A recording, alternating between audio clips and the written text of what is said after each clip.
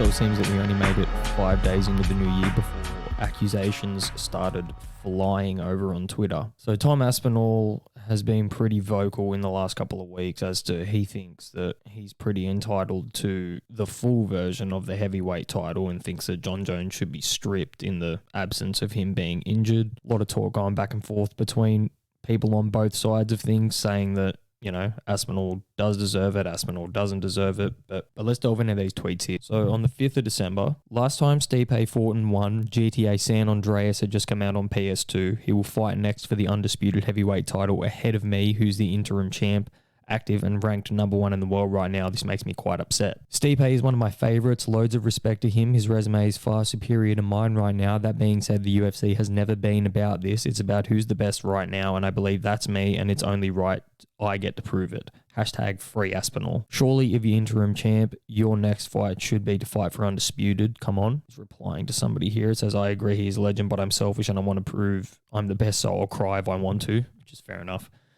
Final fun fact, since Stipe last won a fight August 20, I have blown my knee out, went through the rehab process and had a year off. Also had 7 UFC fights, including 4 wins versus 10 top-ranked opponents, and won the interim title on 2 weeks' notice. Absolutely, Stipe has a great resume and is a legend in his own right. So has Tony Ferguson. Maybe we should give him a shot at the undisputed title next too. Good point. I'm just trying to be the best and fight the best people. I know that's hard for a lot of people to get their head around. Don't be so triggered, guys. I think that statement in itself is actually backed up by something. If you scroll down a little bit here down his timeline, he posts a picture of what looks like an Instagram comment from some random person that says, I rate you highly, brother, but Bones is the GOAT and you got to put some respect on his name. Just be humble until you and him meet. He replies to this by saying, people like you have no idea what you're talking about. Because I want to fight Jones means I respect him more than anybody else. He is the best ever. I'm his biggest fan. I want to test myself against the best and show that I'm the best, or at least have that opportunity. Don't talk about respect with the top level fighters when you have no idea. Which is also a pretty fair point. You know, like he said, he respects Jon Jones and he wants to test himself against the highest level competition. But bitch moaning and complaining on Twitter is definitely not the best way to go about it for anybody in any sense. Like, that's been shown in the boxing world for years, because that's what a lot of boxers do. They'll just spend their entire lives moaning and complaining on Twitter about opportunities that they should get and they're entitled to. Then in the midst of all this, Stipe replied to one of the tweets and says, I've never caused a delay in the Jon fight. Tom, once I get this win, let's talk to unify the belt. And he just replies to that by saying, why wait, ready when you are. So obviously he sort of aired his aggression out and tried to get what point he has across, and true to Jon Jones's nature, he then turned around and started replying to all of these. He says, I've faced the absolute toughest competition this world had to offer for 15 years now. During camp for a title defense, I sustained a major injury that required surgery for the first time in my career. Now I have newcomers requesting I get my championship stripped. 0 wins over legends, 0 title defenses, and already thinking you can call the shots to Dana. That's hilarious. In my 15-year career, I have seen so many guys who are supposed to be the next big thing. There's ever only been one Jon Jones, never forget that. I don't know if that grammatically makes sense, but anyway. I'm not going to argue with Jones. Only 4 recognizable opponents and already the King of England must be nice. There will be legendary tales told about you and your infamous call-outs. Somebody replied to that and said, he's done all he can do. You can't blame him for being frustrated. And then Jon replies to that by saying, I mean, it doesn't really work like that. I was a champion when I was 23 years old. You can't show up at age 30 pretending like you've been chasing me your whole life. I have no clue who 90% of his resume is. Meanwhile, I've been highlighting UFC events my entire career. Letting his bitchy side show there a little bit, but same point in time, he's entitled to it. It's a wild world we live in. People can be so quick to try to replace you, throw you away, discredit your work. That's the best thing about them stats, or just being able to see the fruits of your labor.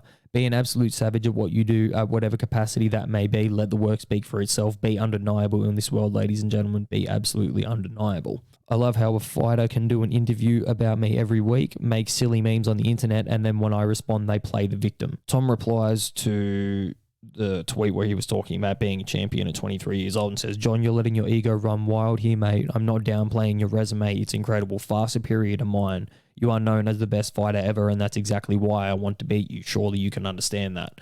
Which, like I said, with going back to that Instagram comment that he replied to, it's clear that he respects him and wants Jones to give him some form of respect as well, which is evidenced in these tweets and evidenced by the way that Jon Jones has treated any of his opponents in the past. He doesn't respect them whatsoever. Jon says, Tom, you talking about someone's ego running wild is one of the most hypocritical things ever. You literally haven't kept my balls out of your mouth since you won that imaginary championship. Both you and Sergey have 0 championships between your name. It's funny that you actually walk around feeling like the world champion, especially when the actual champion is undefeated and had a flawless last performance. Literally didn't get hit in my last fight. Fair, he didn't. But did anybody think Cyril Gane was really going to do anything to him? My Stipe fight was booked well before yours came along. You weren't even the backup fighter. Trust me, you're the one who is coming around here with the inflated ego and entitlement. That intern championship means absolutely nothing if you seriously haven't noticed yet. All your fight did at Madison Square Garden was confuse the fans. Good thing the UFC and its 2 long-time standing champions are on the same page. The UFC, Stipe, and I have unfinished business. It's really just that simple. And then he goes on to say, what I refuse to do is to be like a lot of these other fighters who stuck around too long. That just won't happen. Your boy Bones Jones over here, despite what a lot of people may like to think, I've set myself up pretty well in life. I want Stipe for my resume. Outside of that, I need nothing else from this sport. I came, I saw, and I conquered. Facts.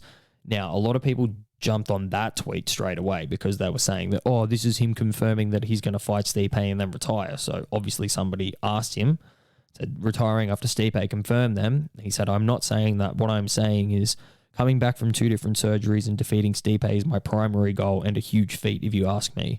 We both have already agreed to massive contracts. A win for one of us would be absolutely massive for either of our careers.